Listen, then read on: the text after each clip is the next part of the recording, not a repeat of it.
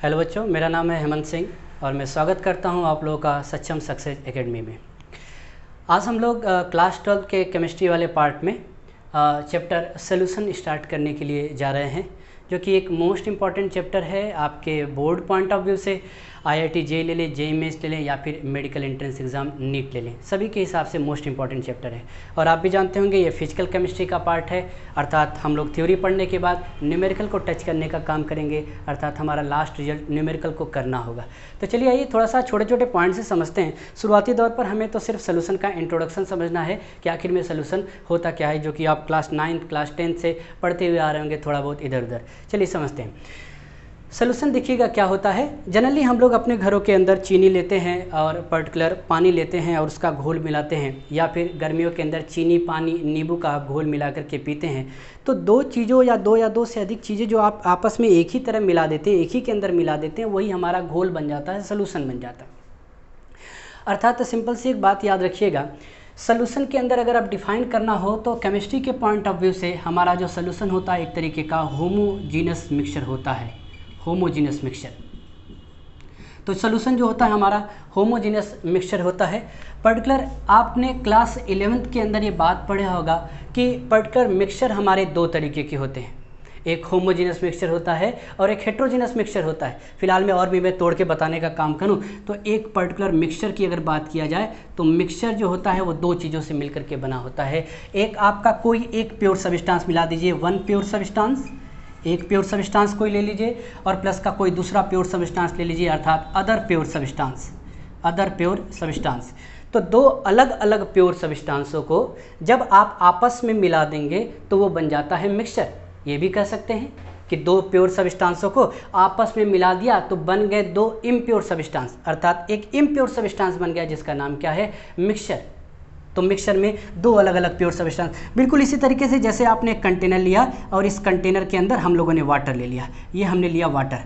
Water के molecule आपस में प्योर हैं, मान लेते हैं पहला सब्सटेंस हमारा है, इसके अंदर पूरी तरीके से फॉर्मूला इसका होगा H2, मतलब ऊपर से लेकर के नीचे तक हर एक वाटर ड्रॉपलेट का जो फार्मूला होगा H2, अर्थात इस कंटेनर में ये पूरी तरीके से पर्टिकुलर साफ है, पूरी तरीके से प्योर है, अर्थात वाटर। इसके अलावा अगर आप कोई दूसरा सब्सटेंस प्योर ले लें, जिसका नाम यदि आप साल्ट लेना चाहते हैं तो साल्ट ले लें, या फिर क्या ले लें, शुगर ले लें, तो ये भी प्योर और ये भी प्योर, दोनों आपस में मिलकर के क्या बनाएंगे, मिक्सचर बनाने का काम करेंगे।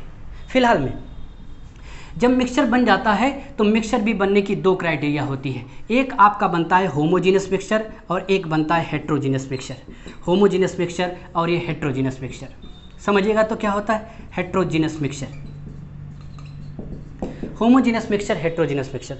जब कभी भी आप किसी दो सब्सटेंस को मिलाएं, जैसे आपने पर्टिकुलर पानी लिया और उसके अंदर शुगर मिलाया या फिर साल्ट मिलाया, शुगर या साल्ट मिलाने पर पानी के अंदर अगर वो पूरी तरीके से घुल जाता है, पूरी तरीके से उसमें मिक्स आउट हो जाता है, डिज़ोल्व हो जाता है, तो उस तरीके का मिक्सचर हमारा होमोजीनस मिक्सचर होता है। सही है। जब कभी भी आपने साल्ट मिलाया, शुगर मिलाया, पानी में इस तरह मिलाया और आप देखेंगे कि शुगर और साल्ट की जो पार्टिकल है पानी में आपको नहीं दिखाई दे रहे होंगे। नहीं दिखाई देने का क्या मतलब है, नहीं दिखाई देने का सिंपल सा मतलब है ये वाटर मॉलिक्यूल है, वाटर मॉलिक्यूल है, कहीं ना कहीं दो वाटर मॉलिक्यूल के बीच में ट्रैप हो गया हमारा साल्ट या शुगर का पार्टिकल, जिसकी वजह से हमको दिखाई नहीं दे रहा है और पूरी तरीके से डिस्ट्रीब्यूटेड होंगे, अर्थात जितना अमाउंट शुगर या साल्ट का ऊपर होगा उतना ही नीचे भी होगा। अर्थात मैं आपसे कहूँ कि एक ड्रॉप आप ले लें नीचे से और एक ड्रॉप आप ले लें ऊपर से, दोनों को टेस्ट करने का काम करें, आप कहेंगे कि दोनों के अंदर जो मीठा है या दोनों के अंदर जो साल्ट का अमाउंट है वो बिल्कुल बराबर आएगा। इसका मतलब मैं क्या डिफाइन कर सकता हूँ इस तरीके से, होमोजेनस मिक्सचर वो मिक्सचर होता है जिसके अंतर्गत सॉल्यूट को जब मिलाया जाता है तो पूरी तरीके से वो डिस्ट्रीब्यूट हो जाते हैं, ऊपर से नीचे लेकर के फैल जाते हैं। बिल्कुल इसी तरीके से जब आप हेट्रोजीनस मिक्सचर की बात करेंगे तो जाहिर सी बात है, हेट्रो शब्द का मतलब, मैं तो हेट्रो शब्द का मतलब एक ही समझता हूँ, हेट्रो का मतलब गड़बड़, जहाँ पर भी हेट्रो शब्द लग गया गड़बड़ी आ चुकी है ना। होमोजीनस के कंपेयर हेट्रोजीनस अब नहीं होगा, अर्थात सिंपल सी एक बात है, आप अब भी एक कंटेनर लीजिए, उस कंटेनर में एक प्योर सब्सटेंस ले लीजिए, पानी, ये हमने ले लिया वाटर, और इस पर्टिकुलर वाटर के अंदर हम सैंड मिलाने का काम करते हैं, बालू मिला दीजिए। आप जानते हैं सैंड को जैसे ही इस पर्टिकुलर पानी के अंदर मिलाएंगे, अपनी ग्रेविटी के चक्कर में, मास के चक्कर में नीचे की तरफ बैठ जाएगा, लेकिन घुलेगा नहीं। इसका मतलब यह है जब घुलेगा नहीं, अर्थात जब घुलेगा नहीं तो इस प्रकार का पोर्शन बन गया आपका हेट्रोजीनस मिक्सचर। अर्थात तो होमोजीनस के कंपेयर किसी सब्सटेंस के मिलाने पर कोई अगर पूरी तरीके से घुल जाता है, अर्थात घुलने के बाद केमिस्ट्री की भाषा में सिंगल फेज बन जाता है, अर्थात दो चीज़ों को मिलाया और बनने के बाद एक सॉल्यूशन बन गया। पर्टिकुलर चीनी मिलाया, पानी मिलाया, दोनों मिलने के बाद एक बन गया, अर्थात sugar solution, that is single phase. लेकिन यहाँ पर देखिए या तो डबल फेज दिख रहा है, डबल फेज बोल दीजिए या डबल फेस बोल दीजिए, दो दो चेहरे दिख रहे हैं इसके। एक चेहरा बालू का नीचे की तरफ बैठा हुआ मिलेगा और एक चेहरा पानी का ऊपर की तरफ मिलेगा। अर्थात आप कह सकते हैं सैंड पूरी तरीके से इसमें डिस्ट्रीब्यूट नहीं हुआ है, घुला नहीं है। तो इस तरीके का मिक्सचर जब एक सब्सटेंस को किसी दूसरे सब्सटेंस में मिलाया जाता है तो पूरी तरीके से डिस्ट्रीब्यूट नहीं होता है, थ्रू आउट डिस्ट्रीब्यूट नहीं होता है, तो उस तरीके का मिक्सचर हेट्रोजीनस मिक्सचर कहलाएगा। इसी तरह आप एग्जाम्पल ले लीजिए ऑयल का। ऑयल को जब आप लेंगे तो ये पर्टिकुलर पानी लिया और हमने पानी लिया, आप पानी को लेंगे, पानी के ऊपर ऑयल क्या करता रहेगा, इस तरह से तैरता रहेगा अपनी कम डेंसिटी की वजह से ना, तो ये भी तो नहीं घुला। जब नहीं घुला तो इस तरीके का मिक्सचर क्या कहलाएगा, हेट्रोजीनस मिक्सचर। आप एक उदाहरण ले सकते हैं, जैसे मैं आपको कहूँ एयर, एयर आपका होमोजीनस मिक्सचर है या हेट्रोजीनस मिक्सचर है, आप खुद डिसाइड कर सकते हैं। सिंपल सी बात है, हवा को जब कहते हैं तो हवा is the mixture of gases, उसमें नाइट्रोजन है, कार्बन डाइऑक्साइड है, SO2 है, कार्बन मोनोऑक्साइड है, सभी पॉइजनस, हार्मफुल और यूजफुल गैसेस उसके अंदर मिली हुई हैं। लेकिन हम ये देख कर नहीं बता सकते कि ये पर्टिकुलर CO2 जा रहा है, ये SO2 जा रहा है, ये O2 जा रहा है, अर्थात आपस में मिले हुए हैं। तो याद रखिएगा एयर भी हमारा एक तरीके का होमोजीनस मिक्सचर होता है, अर्थात ऐसा नज़र आता है कि पूरे सोल्यूशन में साल्ट या शुगर हमको दिखाई नहीं दे रहा है, तो हवा में हमको गैसेस दिखाई नहीं देती, पूरी तरीके से मिक्स आउट होती है ना, पूरी तरीके से डिस्ट्रीब्यूटेड होती हैं, फैली हुई होती हैं, आपस में घुली हुई होती हैं, तो उस तरीके का मिक्सचर भी होमोजीनस, तो एयर भी हमारा एक तरीके का होमोजीनस मिक्सचर कहलाएगा। तो उसी तरीके से हम इस पूरे चैप्टर में सॉल्यूशन के उस भाग को टच करेंगे जिसके अंतर्गत अगर किसी एक सब्सटेंस को किसी दूसरे में मिलाया जा रहा है तो पूरी तरीके से घुल जाता हो। ऐसी बातों को नहीं टच करेंगे, अर्थात ऐसी बातों को नहीं टच करेंगे कि सैंड या ऑयल को मिलाया तो वो पूरी तरीके से घुला नहीं, नीचे की तरफ बैठ गया या ऊपर की तरफ तैरने लगा। अर्थात हम आगे की तरफ पढ़ेंगे राउल्ट्स लॉ, हेनरी लॉ, ये सभी लॉ जो हैं हेट्रोजीनस मिक्सचर पर नहीं डिफाइन किए जाते, होमोजीनस मिक्सचर पर इसको क्या किया जाता है, डिफाइन किया जाता है। तो सोल्यूशन को आप डिफाइन कर सकते हैं, solution is a homogeneous mixture of two और मोर कंपोनेंट, टू और मोर कंपोनेंट, टू और more component chemically non-reacting pure substance. तो ये तो हम लोगों ने बात ही किया था कि प्योर सब्सटेंस दो या दो से अधिक आपस में मिल जाएं तो पर्टिकुलर होमोजीनस मिक्सचर बने तो वो हमारा सोल्यूशन हो गया। एक चीज़ याद रखिएगा, केमिकली नॉन रिएक्टिंग का क्या मतलब है, आपस में रिएक्ट नहीं करने चाहिए। जैसे साल्ट मिलाया पानी के अंदर या शुगर मिलाया पानी के अंदर, तो ये एक फिजिकल प्रोसेस होता है सोल्यूशन को बनाने का, आपस में केमिकल रिएक्शन नहीं होना चाहिए। तो पर्टिकुलर केमिकली नॉन रिएक्टिंग दो सब्सटेंस आपस में ले रहे हैं, आपस में रिएक्ट वो नहीं करने चाहिए। तो हम लोग सोल्यूशन को डिफाइन कर सकते हैं, होमोजेनस मिक्सचर ऑफ टू और more component chemically non reacting pure substance. तो इस तरीके से देखिएगा ये हमारा सोल्यूशन का एक एग्जैक्ट डिफिनेशन हो जाएगा।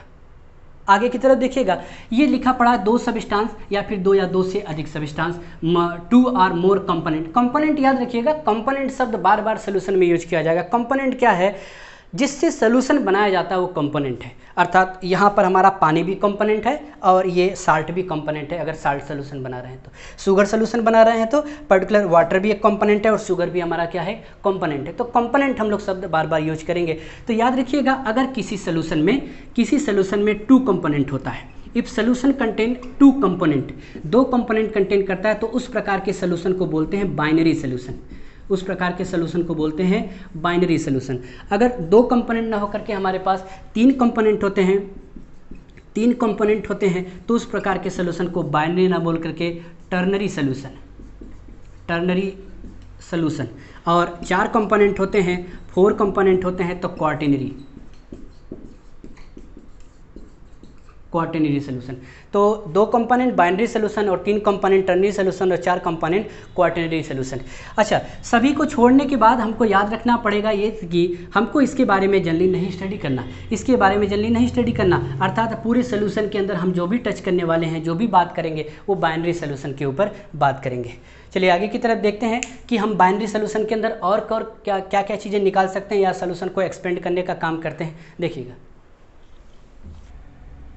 चलिए तो बात करते हैं बाइनरी सोल्यूशन के बारे में। जब कभी भी हम लोग बात करेंगे इस चैप्टर के अंदर बाइनरी सोल्यूशन के बारे में, तो बाइनरी सोल्यूशन के अंदर जनरली 2 कंपोनेंट होते हैं, 2 कंपोनेंट। जो भी सोल्यूशन के अंदर सब्सटेंस इन्वॉल्व है उसी को कंपोनेंट बोल रहे हैं। 2 कंपोनेंट होता है, एक कंपोनेंट होता है हमारा सल्यूट और दूसरा कंपोनेंट होता है हमारा सॉल्वेंट। एक कंपोनेंट होता है सल्यूट और दूसरा कंपोनेंट होता है सॉल्वेंट। दोनों चीज़ें आपस में मिल जाएं तो बन जाता है हमारा सोल्यूशन। अलग बात है, हम उसको बाइनरी सोल्यूशन बोलते हैं। क्या बन जाता है? सोल्यूशन बन जाता है।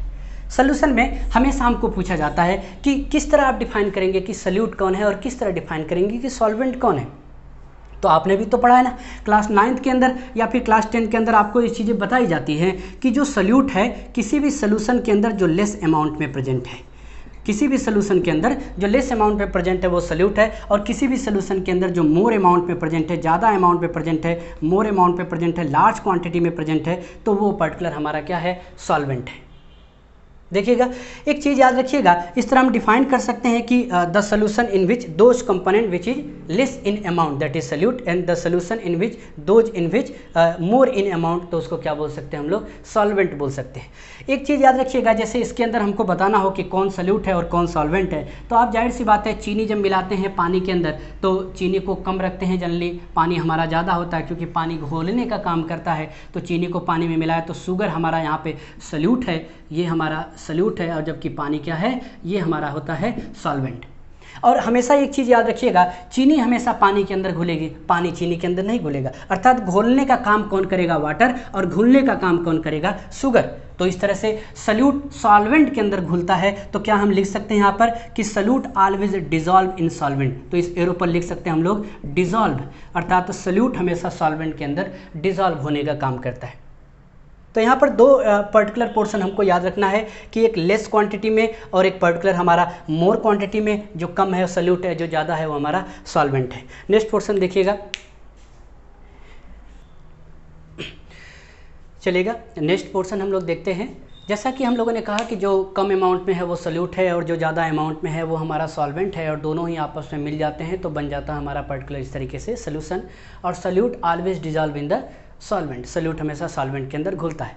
तो हमको पर्टिकुलर इसी अपने नॉलेज के हिसाब से क्वेश्चन सॉल्व करना है कि find out which one is solute and solvent in the following question. निम्नलिखित क्वेश्चन में से आपको बताना है कि कौन सॉल्यूट की तरह बिहेव कर रहा है और कौन सॉल्वेंट की तरह बिहेव कर रहा है। तो देखिएगा, एक पर्टिकुलर अगर हम डिफिनीशन रट लें और रटने के बाद हम लोग सिर्फ इसको लगाने का काम करें, तो यकीन मानिएगा इस सिर्फ कॉन्सेप्ट से, जो किताबी भाषा है, रटने के बाद यदि आप इसको लगाने के लिए जाते हैं तो निश्चित ही आपके कुछ क्वेश्चन इसमें गलत होंगे, कुछ सही होंगे, कुछ गलत होंगे। अर्थात हमें कभी कभी क्लियरेंस के हिसाब से चलना होता है, एक कॉन्सेप्ट के हिसाब से चलना होता है। जरूरी नहीं कि सारी चीज़ें आप रट करके निकालें। तो देखिएगा, समझते हैं।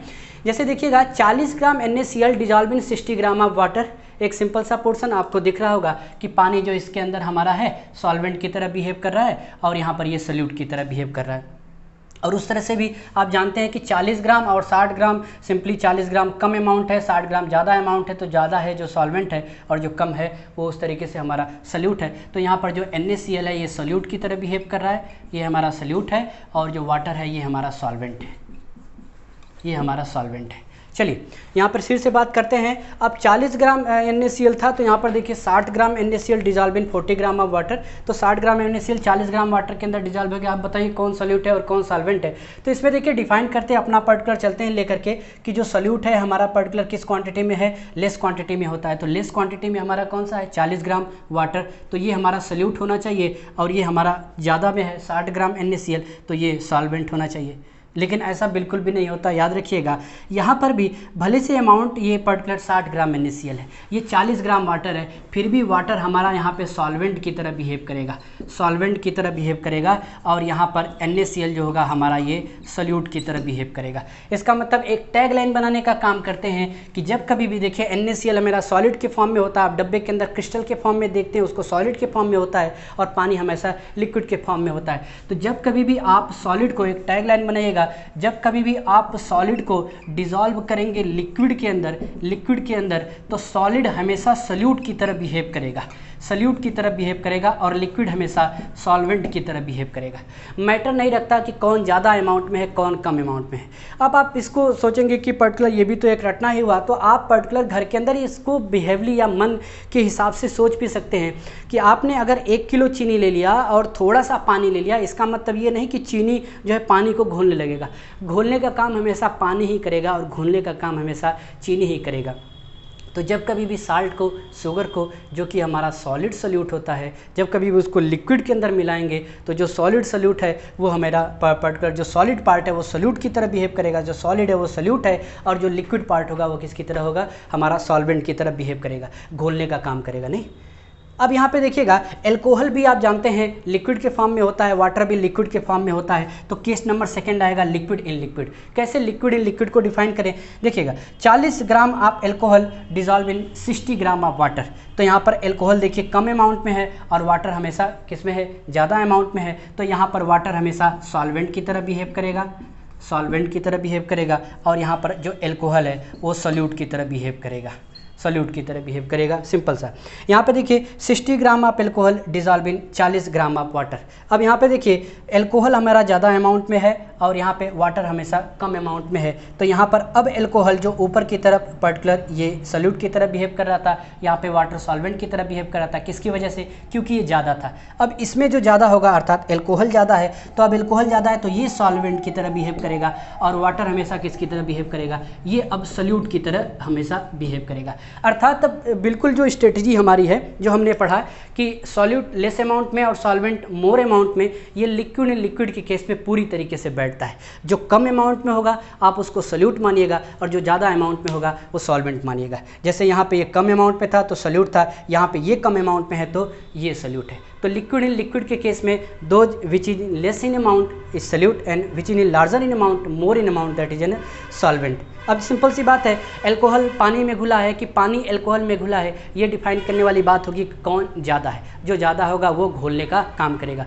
एक सिंपल सा क्वेश्चन आपके दिमाग में तुरंत आ रहा होगा कि अगर मैं इसको भी 50 ग्राम कर दूं और इसको भी 50 ग्राम कर दूं, दोनों को 50-50 ग्राम कर दूं, तब आप कैसे कहेंगे कि कौन सल्यूट है कौन सॉल्वेंट है। तो केमिस्ट्री की किताबें या केमिस्ट्री की भाषा में बोलूं तो it is not defined. Defined ही नहीं किया जा सकता कि कौन अब सल्यूट की तरह बिहेव करेगा, कौन सॉल्वेंट की तरह पर्टिकुलर बिहेव करेगा। दोनों का जब सेम अमाउंट हो जाता है तो डिस्क्राइब करना थोड़ा सा मुश्किल है। चलिए नेक्स्ट पोर्शन हम लोग देखने का काम करते हैं। देखिएगा नेक्स्ट पोर्शन बात करते हैं हमारे एनसीईआरटी के अंदर। जब आप एनसीईआरटी पढ़ेंगे तो उसके पहले और दूसरे पन्ने के अंदर आप देखेंगे, दूसरे पन्ने के अंदर एक चार्ट बना हुआ है और उस चार्ट के अंदर आपको अलग अलग प्रकार के सोल्यूशन बनाए हुए दिखेंगे कि 3 प्रकार के मेन सोल्यूशन होते हैं, जो सब सोल्यूशन होते हैं 3 से वो 9 प्रकार के सोल्यूशन बनते हैं। टोटल 9 टाइप्स के पर्टिकुलर सब सोल्यूशन होते हैं, मेनली 3 प्रकार के सोल्यूशन होते हैं। तो जो सोल्यूशन है वो 3 तरीके का, क्योंकि आप जानते हैं हमारा पर्टिकुलर जो सॉल्वेंट होता है वो 3 तरीके का हो सकता है। सॉल्वेंट आपका गैस हो सकता है, सॉल्वेंट आपका लिक्विड हो सकता है, सॉल्वेंट आपका सॉलिड हो सकता है। तो याद रखिएगा सॉल्वेंट के बेसिस पर कि सॉल्वेंट हमेशा सॉलिड है, कि सॉल्वेंट लिक्विड है, कि सॉल्वेंट गैस है, सॉल्वेंट के फैक्टर के बेस पर ही सोल्यूशन का टाइप बनता है।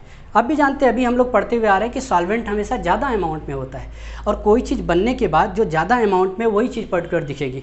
मैं आपको कहूँ कि पर्टिकुलर आप 1 बोरी गिट्टी ले लीजिए और 10 ग्राम या 5 ग्राम बालू ले लीजिए, तो ओवरऑल आपको गिट्टी ही नज़र आएगी, ऊपर से बालू नहीं नज़र आएगा। लेकिन वहीं पर आप 5, 6, 7 बोरी बालू ले लीजिए और छोटा अमाउंट में गिट्टी ले लीजिए, 1 बोरी गिट्टी ले लीजिए, तो आपको बालू नज़र आएगा। उसी हिसाब से सॉल्वेंट हमेशा ज़्यादा अमाउंट में होता है और सॉल्वेंट हमेशा हमारा सॉलिड होगा तो type of solution solid solution बनेगा। सॉल्वेंट लिक्विड है तो लिक्विड सोल्यूशन बनेगा। सॉल्वेंट यदि आपका गैस है तो सोल्यूशन जो बनेगा वो गैसेस सोल्यूशन बनेगा। तो ओवरऑल मैं आप एक बात बोलूँ और लाइन बोलूँ कि किसी भी पर्टिकुलर जो सोल्यूशन होता है, सोल्यूशन का टाइप जो है वो सॉल्वेंट की फिजिकल स्टेट के ऊपर डिपेंड करता है।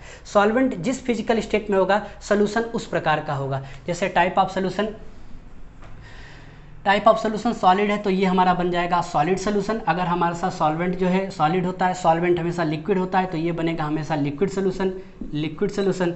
और यदि सॉल्वेंट आपका गैस होता है तो सोल्यूशन जो बनेगा ये बनेगा आपका गैसियस सोल्यूशन, ये बनेगा हमारा गैसियस सोल्यूशन। तो किसी भी सोल्यूशन का फिजिकल स्टेट किसके ऊपर डिपेंड करता है? सॉल्वेंट की फिजिकल स्टेट के ऊपर डिपेंड करता है। सॉल्वेंट सॉलिड है, सॉल्वेंट लिक्विड है कि सॉल्वेंट गैस है, उस हिसाब से सोल्यूशन सॉलिड, लिक्विड और गैस के अंदर बनता है। देखिएगा, एक तो नीचे जो चार्ट बना है उस चार्ट के अंदर हमको याद करना होता है, लेकिन ओवरऑल थोड़ा सा हम लोग समझने का काम करते हैं। जैसे देखिएगा यहाँ पर पर्टिकुलर पोर्शन अगर हमको लिख दिया गया लिक्विड सोल्यूशन, कैसे आप चार्ट को बनाएंगे? ओवरऑल आपको याद ही करना होता है, चार्ट थोड़ा बहुत एग्जांपल दिया है उसको याद करना होता है। लेकिन जैसे मैं आपको बताऊं कि पहला सोल्यूशन यदि आप लिक्विड सोल्यूशन लेकर के चलते हैं तो लिक्विड सोल्यूशन कब होगा? जब सॉल्वेंट क्या होगा? उसका लिक्विड होगा। मैं यहाँ पर सल्यूट लिखता हूँ, सल्यूट, और यहाँ पर मैं लिख देता हूँ सॉल्वेंट, यहाँ पे लिख देता हूँ सॉल्वेंट, और यहाँ पर कुछ एग्जाम्पल लिखे गए हैं एनसीईआरटी में इस तरीके से। तो कैसे आप चार्ट को बनाएंगे? अगर सोल्यूशन आपका लिक्विड होता है तो आप जानते हैं किसी भी सोल्यूशन का फिजिकल स्टेट, सोल्यूशन का फिजिकल स्टेट लिक्विड है, किसी भी सोल्यूशन का फिजिकल स्टेट सॉल्वेंट की फिजिकल स्टेट के ऊपर डिपेंड करेगा। इसका मतलब सॉल्वेंट हमेशा कैसा होगा? यहाँ पर लिक्विड होगा। अब बताइए सॉल्यूट कितने हो सकते हैं? सॉल्यूट आपका पर्टिकुलर लिक्विड हो सकता है, सॉल्यूट आपका पर्टिकुलर सॉलिड हो सकता है, सॉल्यूट आपका गैस हो सकता है, और सॉल्वेंट अगर लिक्विड सोल्यूशन है, लिक्विड सोल्यूशन है तो सॉल्वेंट हमेशा क्या होगा? लिक्विड होगा। तो यहाँ पे पर्टिकुलर लिक्विड होगा, ये भी हमारा क्या होगा? लिक्विड होगा। तो तीन प्रकार किस तरह बने? तो पहला हमारा बना तीन प्रकार का। तो लिक्विड सोल्यूशन में यहाँ पर सॉल्यूट सॉल्वेंट, तो बोल सकते हैं लिक्विड इन लिक्विड सोल्यूशन, यहाँ पर सॉलिड इन लिक्विड सोल्यूशन, और यहाँ पर गैस इन लिक्विड सोल्यूशन, इस तरीके से। और यहाँ पर पर्टिकुलर हमारा जैसे लिक्विड इन लिक्विड सोल्यूशन, तो लिक्विड इन लिक्विड सोल्यूशन जैसे एल्कोहल को आपने वाटर के अंदर मिलाने का काम किया था, नहीं? इस तरीके से सॉलिड इन लिक्विड, तो सॉलिड इन लिक्विड जैसे शुगर है, साल्ट है, उसको हम लोग लिक्विड में डिजॉल्व करते हैं। गैस इन लिक्विड जैसे ऑक्सीजन है, नाइट्रोजन है, ये सभी वाटर के अंदर डिजॉल्व होती हैं, लेस क्वांटिटी में होती हैं gas dissolve with in liquid. तो इस तरीके से एनसीईआरटी के अंदर कुछ एग्जाम्पल लिखे पड़े हैं, हमको देखना होता है। लेकिन देखिए अगर इसको मिटाया जाए, नेक्स्ट पोर्शन पे आप देखने का काम करें तो यहाँ पर अगर लिक्विड सोल्यूशन है, लिक्विड सोल्यूशन ना होकर के यहाँ पर लिख दिया जाए गैसियस सोल्यूशन, गैसियस सोल्यूशन, तो यहाँ पर हमेशा सोल्यूशन अगर गैसियस है तो सॉल्वेंट का फिजिकल स्टेट कैसा हो जाएगा? Gas gas gas. तो यहाँ पर हम लोग गैस ले लेते हैं, ये भी हमारा गैस, ये भी इस तरीके से गैस, तो लिक्विड इन गैस आ जाएगा, सॉलिड इन गैस आ जाएगा, गैस इन गैस आ जाएगा, इस तरीके से। उसी तरीके से अगर आप सॉलिड का केस ले लेते हैं, यहाँ पर लिखेंगे सॉलिड सॉलिड, तो यहाँ पर सॉल्वेंट जो है आपका बदल जाएगा सॉलिड सोल्यूशन में, सॉलिड सोल्यूशन में सॉल्वेंट आपका आप सॉलिड हो जाएगा। तो ये हो गया सॉलिड, ये हो गया सॉलिड, और ये हो गया सॉलिड। तो liquid in solid, solid in solid, और गैस इन सॉलिड। तो इस तरीके का हमारा पोर्शन बनेगा ये सोल्यूशन।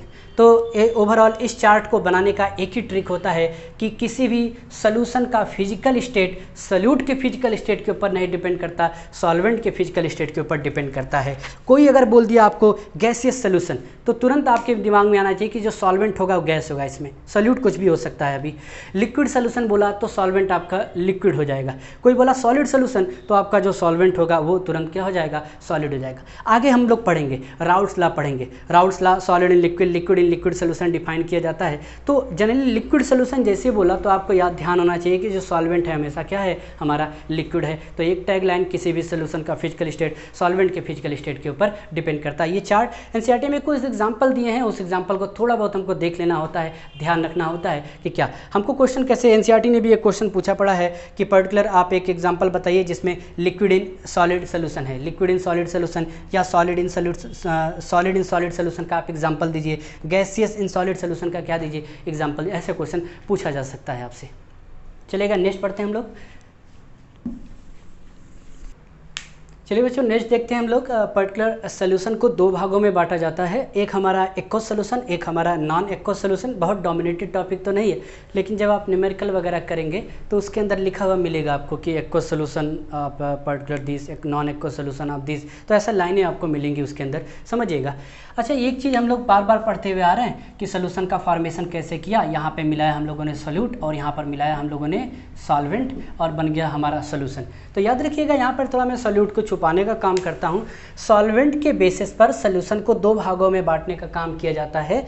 अगर आपका सॉल्वेंट वाटर होता है तो उस प्रकार के सोल्यूशन को एक्वस सोल्यूशन बोलते हैं। तो देखिएगा, the solution in which solvent is used as a water, या फिर water is used as a solvent. तो जो सॉल्वेंट है हमारा कौन सा है, वाटर है। लेकिन the solution in which solvent is used another than water, तो उस प्रकार का सोल्यूशन कैसा हो जाएगा, नॉन एक्वस सोल्यूशन। तो कंक्लूड करने का थोड़ा सा काम करते हैं, बड़ा ही आसान सा टॉपिक है ये कि एक्वस सोल्यूशन क्या होता है, नॉन एक्वस सोल्यूशन क्या होता है। तो एक्वस सोल्यूशन वो सोल्यूशन है जिसमें सॉल्वेंट के रूप में हम लोग वाटर को यूज करेंगे। अर्थात मैंने आपसे कहा कि आप एक एक्वस सोल्यूशन बनाइए तो आप तुरंत समझ जाइए उसमें सॉल्वेंट हम पानी लेने का काम करेंगे। हाँ, अलग बात है आप सल्यूट पूछने के लिए आएंगे कि सल्यूट क्या डालना है, चीनी डालना है कि नमक डालना है, शुगर सोल्यूशन बनाना है कि साल्ट सोल्यूशन।